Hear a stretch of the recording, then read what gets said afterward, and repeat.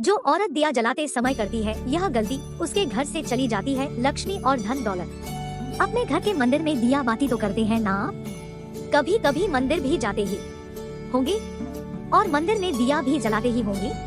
क्या आप पूजा करने का सही ढंग जानते हैं? क्या आप यह जानते हैं कि दिया किस तरह से जलाना चाहिए? चलिए ये बताइए कि कहीं आप गरीबी से परेशान तो नहीं, या फिर कहीं ऐसा तो नहीं कि आप तो पहले आर्थिक रूप से बहुत मजबूत हुआ करते थे और धीरे धीरे आपका धन खत्म होता जा रहा है, या फिर गरीबी आपको अपनी चपेट में लेती जा रही है, या फिर आपके परिवार में कोई ऐसा है जो पहले तो बहुत धनवान हुआ करता था लेकिन अब धीरे धीरे उसका धन खत्म होता जा रहा है। तो कहीं इसमें आपकी खुद की तो गलती नहीं? नमस्कार, जय श्री राम, जय सीताराम, जय जय हनुमान, जय बागेश्वर धाम सरकार। क्या आपको पता है कि भगवान से जुड़ी हुई एक गलती हम पर भारी पड़ सकती है? अगर हम भगवान पर चढ़े हुए फूल, बेलपत्री, माला या प्रसाद का अपमान करते हैं तो इसकी आपको बहुत भारी कीमत चुकानी पड़ सकती है। इसी के साथ और भी कुछ सवाल है कि दिया जलाते समय अगर उसमें घी बचा रह जाता है तो उससे क्या होता है? इसके अलावा क्या आप जानते हैं कि मंदिरों में घंटे क्यों लगे होते हैं और घर में पूजा करते समय घंटी क्यों बजाई जाती है? दीपक जलाते समय किन नियमों का पालन करना चाहिए? अगर नहीं तो यहाँ वहाँ भटकने से अच्छा आप इस वीडियो को लास्ट तक जरूर देखें, क्योंकि आज के वीडियो में हम बताने वाले हैं बागेश्वर महाराज के बताए हुए वह सभी उपाय जिन्हें अपनाकर आप जीवन में तरक्की कर सकते हैं। आगे बढ़ने से पहले वीडियो को लाइक और चैनल को सब्सक्राइब जरूर कर ले, जिससे कि श्री बागेश्वर बालाजी की कृपा आप पर सदैव बनी रहे। और हो सके तो अपने दोस्तों रिश्तेदारों के साथ वीडियो को ज्यादा से ज्यादा शेयर जरूर कर दे ताकि वो भी बालाजी महाराज की कृपा प्राप्त कर सके। तो चलिए वीडियो शुरू करते हैं। तो बागेश्वर धाम के बालाजी सरकार पंडित धीरेन्द्र कृष्ण शास्त्री जी महाराज ने अपने चमत्कारों के बलबूते पर पूरी दुनिया को हैरान करके रखा हुआ है। वह आए दिन अपने प्रवचनों में अपने भक्तों को सही राह दिखाते ही रहते हैं। ऐसे ही पंडित जी ने अपने प्रवचन के दौरान भक्तों को पूजा करने के सही नियम बताए। उन्होंने बताया कि दिया जलाते समय हम कौन सी ऐसी गलतियां करते हैं जिनका खामियाजा हमें आर्थिक तंगी से भुगतना होता है। इसके अलावा उन्होंने मंदिर में लगे हुए बड़े बड़े घंटों और घर में बजाने वाली घंटी का मतलब भी बताया। इसी के साथ पंडित जी ने पूजा करने के नियम बताए जिन्हें जानने के बाद हर इंसान अपने जीवन में तरक्की कर सकता है। तो अगर आप भी उन नियमों को जानना चाहते हैं तो वीडियो के अंत तक हमारे साथ जरूर बने रहिएगा। आज के आधुनिक युग में सब कुछ बदलता जा रहा है तो लोगों के रंग भी बदल गए हैं। आज हर समय लोगों को जल्दी रहती है, वह पूजा पाठ में भी हड़बड़ी मचाते रहते हैं। इन्हीं सभी समस्याओं को देखते हुए गुरुदेव कहते हैं कि लोग दिया जलाते समय कई ऐसी गलतियां कर देते हैं जिनका खामियाजा उन्हें बहुत भारी कीमत चुका कर देना पड़ता है। दरअसल कभी कभी मंदिर में पहले से जले दिए रखे हुए होते हैं, लोग उन्हीं दियों में दूसरी बाती रखकर दिया जला देते हैं, तो यह सरासर गलत है। अगर दिए में पहले से जली हुई बाती की राख लगी हुई है या फिर पुरानी बत्ती जली हुई है और अगर इसमें दूसरी बत्ती जलाई जाती है तो इसका घोर पाप लगता है। गुरु जी कहते हैं कि ये आजमाई हुई बात है।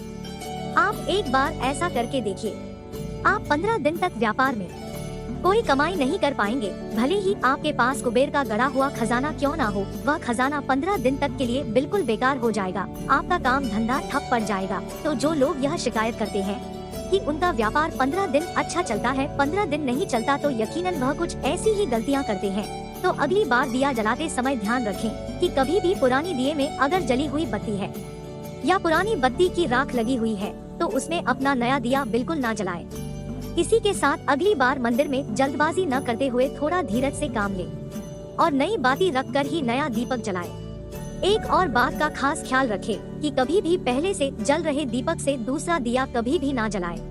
दिया जलाने के लिए हमेशा माचिस का प्रयोग करें। इसी के साथ कभी भी दिया जलाने के लिए लाइटर या किसी और चीज का इस्तेमाल ना करें। कुछ लोग जल्दबाजी में माचिस ना मिलने पर लाइटर से दिए जला लेते हैं और कभी भी फूंक मारकर दिए को ना बुझाएं। ऐसा करना शास्त्रों में गलत बताया गया है। इसी के साथ गुरुदेव कहते हैं कि मंदिर में लगी हुई घंटियों का अपना ही एक बहुत बड़ा महत्व होता है। आप किसी भी ग्रंथ और कुरान को देख लीजिए, उसमें घर में बजाने वाली गरुड़ घंटी और मंदिर में लगे हुए घंटों का बहुत ही महत्व बताया गया है।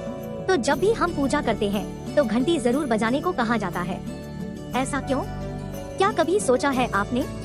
क्योंकि जब भी पूजा करते समय हम घंटी बजाते हैं तो जितनी भी देर हम घंटी बजाएंगे उतनी देर पूरे ब्रह्मांड में जितने भी पुण्य हो रहे होते हैं, जितने भी तपस्वी तपस्या कर रहे होते हैं, जितनी भी दान धर्म के कार्य होते हैं, जितनी भी पवित्रता का पालन किया जाता है वह सभी पुण्य आपके खाते में आ जाते हैं। इसीलिए गरुड़ घंटी को मजाक में कभी नहीं लेना चाहिए, ना ही उसे बच्चों का खिलौना बनाना चाहिए। हमेशा पूजा करते समय रोजाना कुछ मिनट के लिए ही सही गरुड़ घंटी जरूर बजाएं। इसी के साथ जब मंदिर में घंटा बजाते हैं तो उसका जो नाद निकलता है उससे 10 दिशाएं अपनी सकारात्मक ऊर्जा आपके शरीर में प्रवाहित करती है।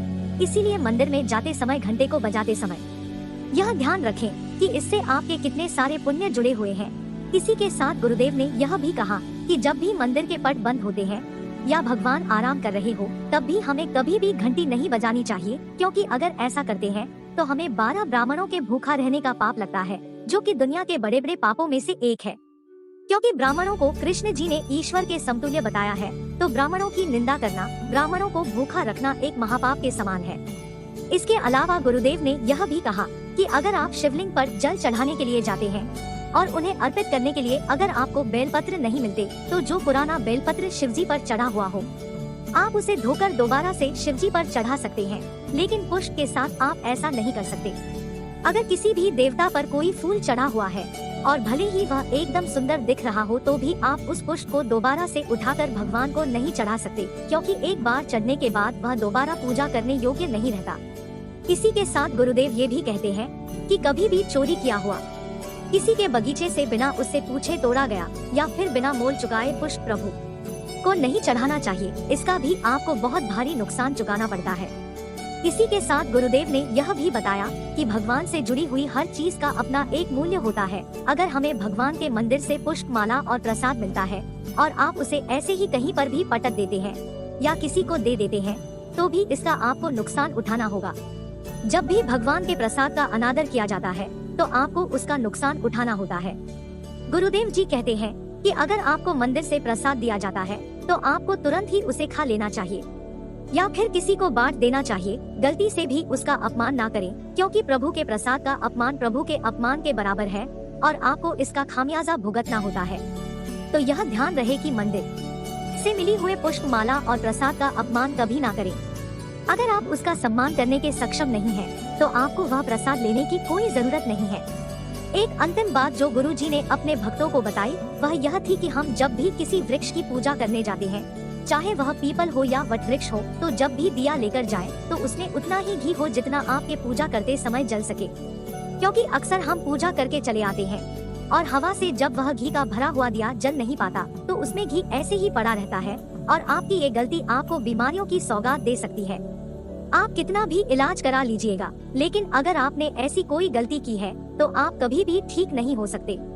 तो हमेशा ध्यान रखें कि मंदिर के बाहर पूजा करने वाले दिए में उतना ही घी भरे जितना कि वह पूरा जल सके। तो अगर आपको गुरुजी की ये बातें अच्छी लगी हो तो वीडियो को लाइक कीजिए और कमेंट बॉक्स में जय श्री राम, जय बागेश्वर धाम सरकार, जय हनुमान, जय सीताराम जरूर लिखें। तो मिलते हैं अगली वीडियो में। धन्यवाद।